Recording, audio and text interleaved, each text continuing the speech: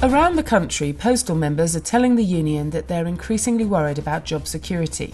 They see little difference in management's command and control culture and are struggling to cope with the way change is being introduced. There's also a growing recognition that the shape and size of the postal industry is changing forever. The situation reflects the fact that in the history of the union, there has never been a more complex or difficult set of issues impacting at the same time.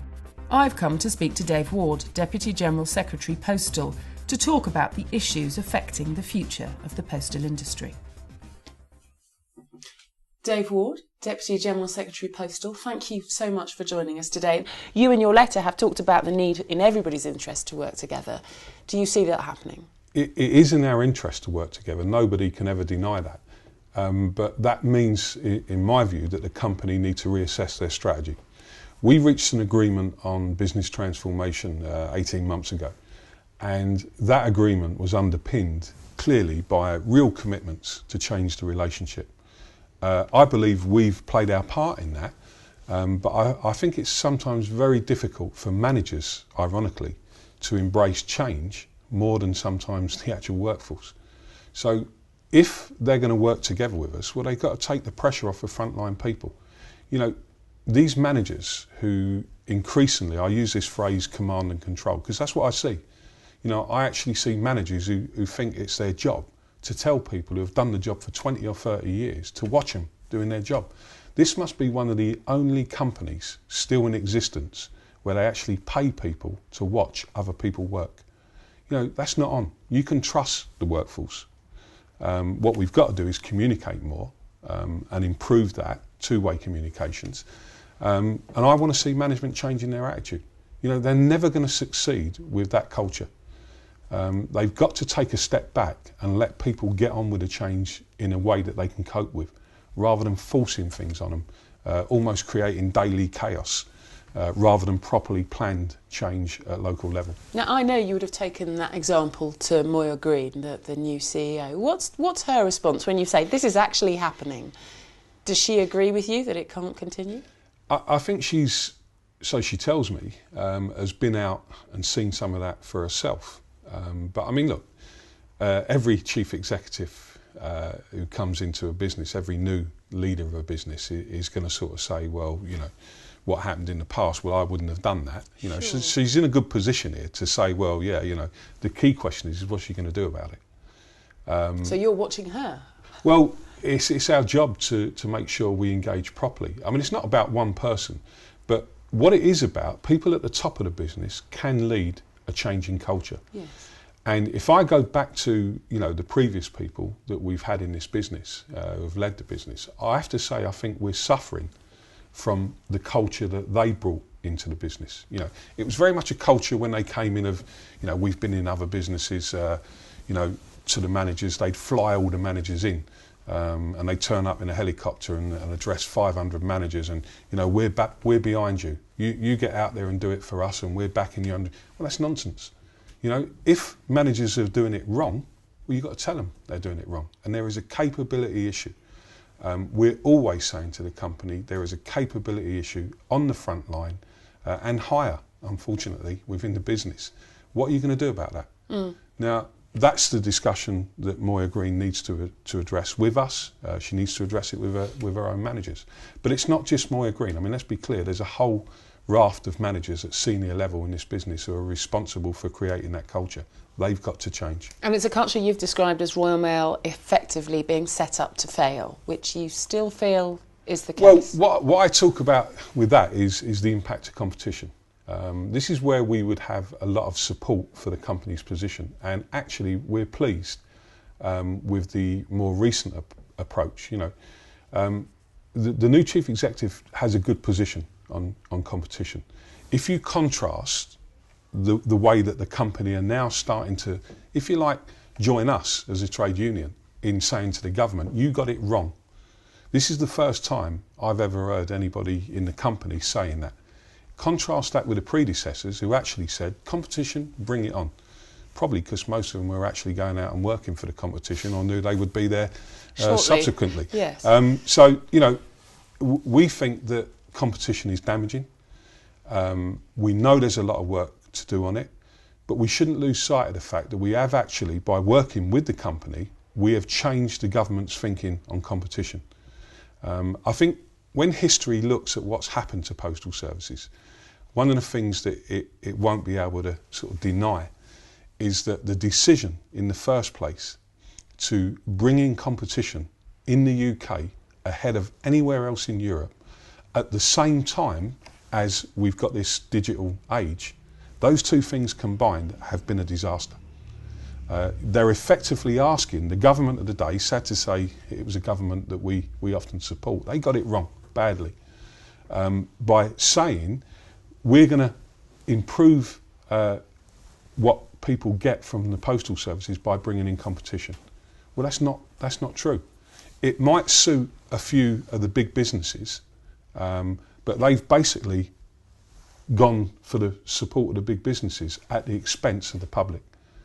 And are you saying it just doesn't work in the model of the post office because it's nationwide? Then you have to service all parts of the country, not just the big cities, where there'd be an even playing field for competition? What we really say is this. If you've got a company who wants to be the universal service provider, is proud to do that, is part of a public service that's been cherished for many, many years, if that's our job and we want to do that, well, you can't say at the same time to other competitors, you don't have to do that, because that's the cost bit, that's where the money really costs to pay for all those outlying deliveries regions. everywhere. Yeah. You can't have that service and at the same time say to a few competitors who want to come in and cream off the profits, you can have this bit that's more profitable.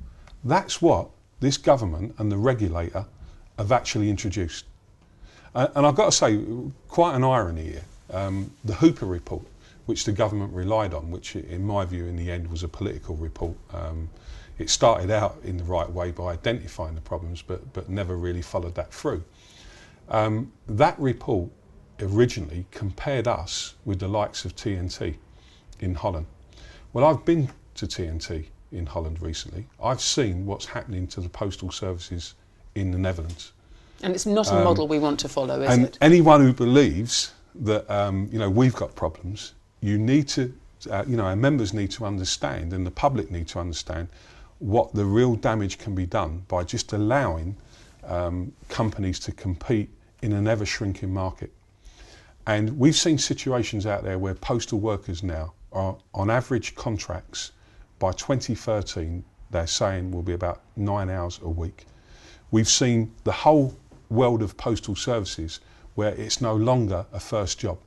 It is basically the casualisation of the workforce. They go out and they offer the job to housewives, they offer the job to students, and there are fewer and fewer fully paid, proper uniformed postal workers who can say, I've got a secure job. So it becomes a second job. We cannot have that model. And our agreement committed the company to moving down a model that was predominantly based on full-time jobs, predominantly based on us setting the benchmark on pay and conditions. We are probably the only trade union that's been successful thus far in continuing to buck that trend of the race to the bottom. We've got masses of competition, but we've still held our members' terms and conditions as the benchmark for the rest of the industry. And we ain't going to let that go. You know, these are the battlegrounds, their attempts perhaps to casualise the workforce, us saying, no, you've got to have proper, fully paid members, good pensions, versus these other models that exist in the rest of Europe and are growing. We haven't talked about pensions. I know it's a very real and genuine problem, and now is not the time to go into detail, but sum up where we are with that. Well, I would imagine that our members are, again, very confused about the whole world of pensions. Some of them, not at all happy about some of the changes that came in a couple of years back. But pensions are under threat again, and we have to find a way of securing the members' pension entitlements. One of the things that obviously we've supported is that the government do need to take on the historic pension deficit. It is a real problem. There's no point in people pretending that that's not a problem. Not a problem of our members making. It was made by the politicians, by the people who allowed the company to take a pensions holiday. We've now got to deal with the consequences of that. But what's making it more complex is it's happening at the same time as there's a wider pension debate that's going on around public sector schemes. And I suppose some of our members are finding it a bit bizarre at the moment that here we are being told that we're moving into a public sector scheme effectively at the same time as the government is having this debate about changing public sector schemes. Now, some of those changes are similar to changes that we've already had to deal with, but some of them are far worse. And what we've got to make sure is that we deal with the pension debate in the round. And we'll be coming out talking to our members about the debates we're having with the government. It was only a couple of weeks back that the members received a letter on pensions from the chair of the pension trustees. And in the letter that I've just written to the members, I make the point that, you know, the chair of the trustees has responsibility over certain things, but actually I think the debate is far bigger than the way it's being portrayed at the moment.